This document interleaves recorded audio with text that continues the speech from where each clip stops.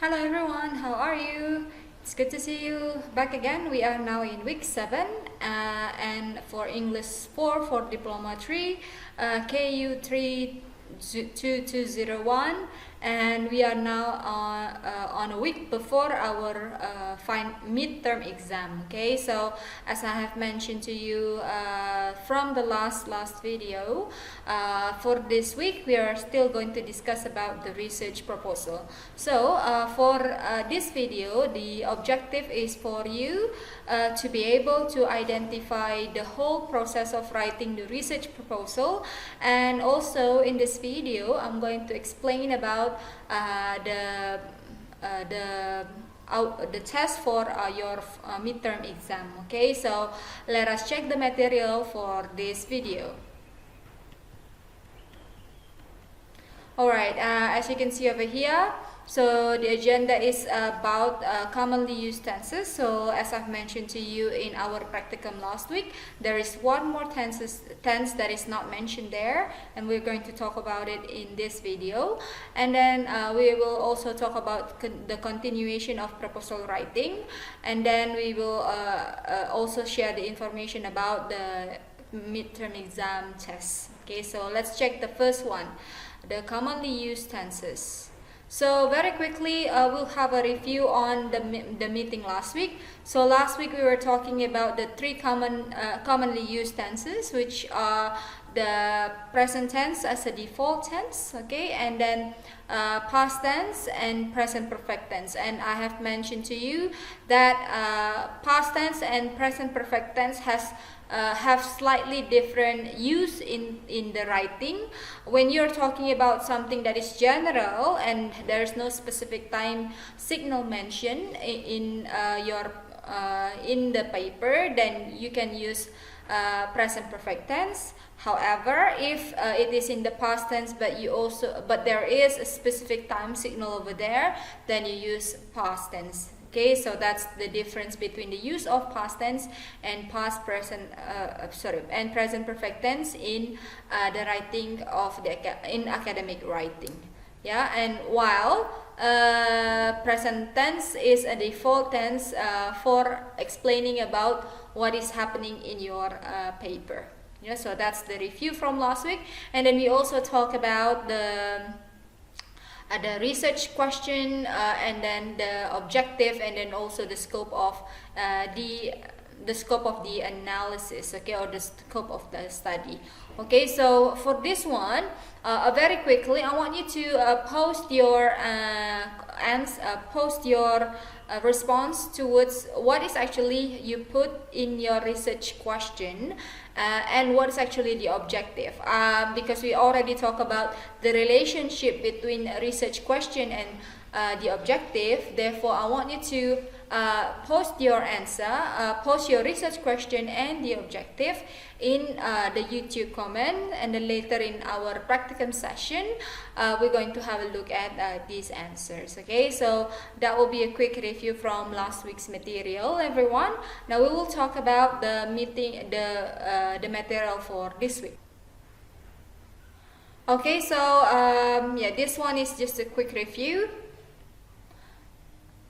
Now for proposal writing, specifically for proposal writing, because you want to talk about your proposed idea, and you kind of want to get approval, therefore that means you actually haven't executed your plan yet, and it is something that you want to do in the future. Then therefore another tense that is necessary or needed in the expressions in the writing of proposal specifically is the future tense. Okay, so what are the function of the future tense is to express your plan for the research, and then of course you also want to talk about the methods, how you will execute your ideas. Okay, so that's the reasons, that's the function of why you need to use future tense in the proposal writing specifically, right? And I think everybody knows how the formula of future tense. So we use subject plus will and then plus the object. Okay, so subject plus will plus verb and then the object. Okay, so that's the future tense, everyone. So later when you're writing your proposal, you also need to pay attention very carefully in the use of the future tense for the to deliver your ideas, because you're actually planning to do the research. Then you need to use future tense expression for explaining your idea. Okay, so that's the first that's the other tense that you need to know for this academic writing, specifically for proposal. Okay, so now we're going to continue with the proposal writing. Let's see again the format of the proposal. As I have mentioned to you in the in last 2 weeks, we're talking about the format of proposal that is released by the academic unit from our campus. So the format of the proposal is first is the background, and then the research question, the objective, the scope of study, the expected result, and then the methodology and timeline. So I think for background, we have discussed this in the last 2 weeks, and then for the research question last week, and objective as well, and also the scope of study. So now we're going to focus on the discussion of expected result, methodology, and the timeline. Okay, so let us have a look at these the elements of expected result, methodology, and timeline one by one. Okay, so last week I gave you the example of the effect of the use of one information system development, for a particular village, for example. Yeah, so for an X village, and then so the objective is to show the effect of information system development for a X village. So that's the objective. Then the scope of study will be we want to conduct a specific IS development. Let's say, for example, information system development in a web base, or in Android base, or in mobile, etc. Okay, so that's the scope of study. Now what about the expected result, everyone? So as it says expected result, so what do you want to expect from this research? So you want to because you're talking about the development of information system, then the result will be a development of information system. All right, so that's the first expected result that you want to gain, that you want to reach from this research. Okay, so that's the first one.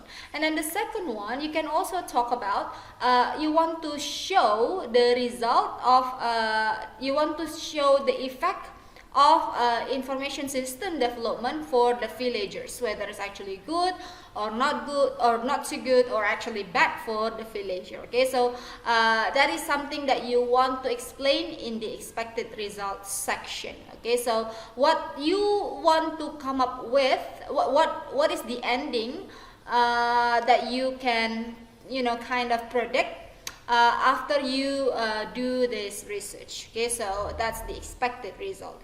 Okay, so that's the first one. And then now for the methodology, there are actually there are 3 kinds of methodology for the research, but for this research we are actually kind of specifically drive you to only one methodology, which is the quantitative methodology. So what is actually a quantitative methodology? A quantitative methodology is something related to numbers. Okay, so let's say, for example, if you're talking about this title, okay, the effect of information system development for villagers, then what you want to in your methodology, you will mention about how you will gain the information about the effect of information system development for the village. So you're going to do, for example, a survey. You give them a questionnaire, a yes/no question, or a Likert scale, for example, and then later they're going to fill it out, and then after they fill it out, then you will collect the data and then transfer the data into numbers. Let's say, for example, from 100%, from 15 people who fill out the questionnaire, there are 10 who agree that this information system development is giving a positive effect to the village, for example, or for example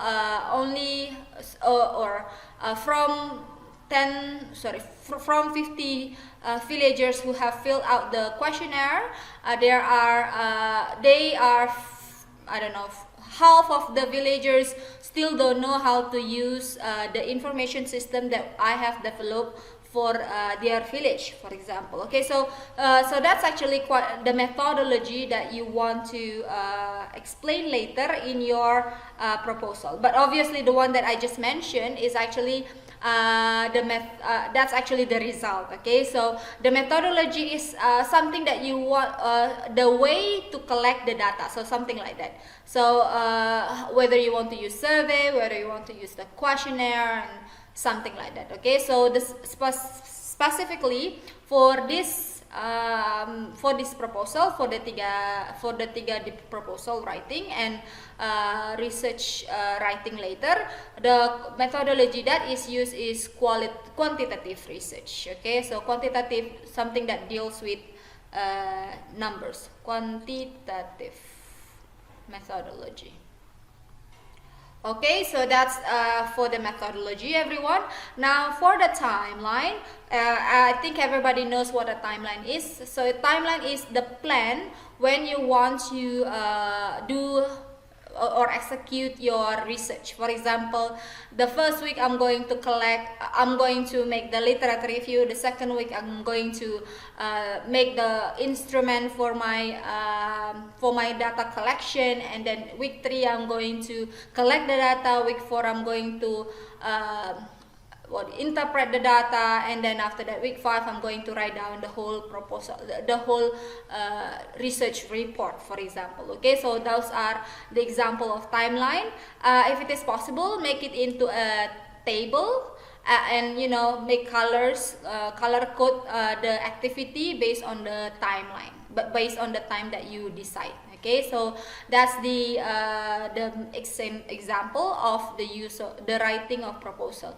If you are still confused with the writing of this proposal, again, you are most welcome to ask me or Miss Julie. And also, I actually have given you the example of the proposal writing, so that is actually a good reference for you to be able to do your writing. Okay, and obviously the proposal example that I gave to you was in Bahasa Indonesia, so yeah, you make adjustment to it like. Okay, so that's the format of the proposal and the explanation of each of the elements.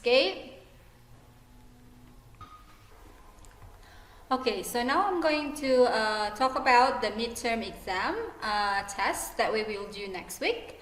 Okay, so the general instruction that you will do, so there will be two types of tests. The first one is the written test, and then the second one will be the oral test. So the written test takes 80% of the whole score, and then the oral test will take only 20%. Okay, why are we taking only 20% for the oral test? Because you basically just tell about your answers from the written test. Okay, and then what are we actually testing from for your midterm exam is this. Okay, so we are going to give you an article, and then later we're going to give you some questions related to it, like for example, what's the urgency, what is the background, for example, or what's the purpose of the text, and etc. And then later on, we're going to ask you to do summary, and then you give for a specific number and for a specific number of words, and also give a critical review to it, or give an evaluation towards the text. Okay, so that's for your written test. And then later, after you have finished with giving your own feedback to it, you will present you will give a short presentation of your answers using video, and then later you upload the video through the Zoom link. So you upload it in Google Drive and then later upload the link to e-course. Okay, so all of this activity, all of this tests will be conducted through e-course, and keep in mind this is a time test, so you only have 2 hours, hanya 2 jam, so you only have 2 hours for the test. Therefore you need to prepare yourself. Make sure that you prepare yourself and with a good internet connection and all devices for your test, so that your test can run smoothly. Okay, so that's the explanation for the midterm exam, everyone. If you have question about this midterm exam, you're most welcome to ask one of us about this test. Okay, so that would end our video for this week. Thank you very much.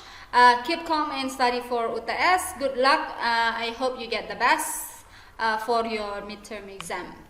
And here are the references for the material this week. Thank you very much. I hope to see you in the practicum session, and goodbye and stay healthy.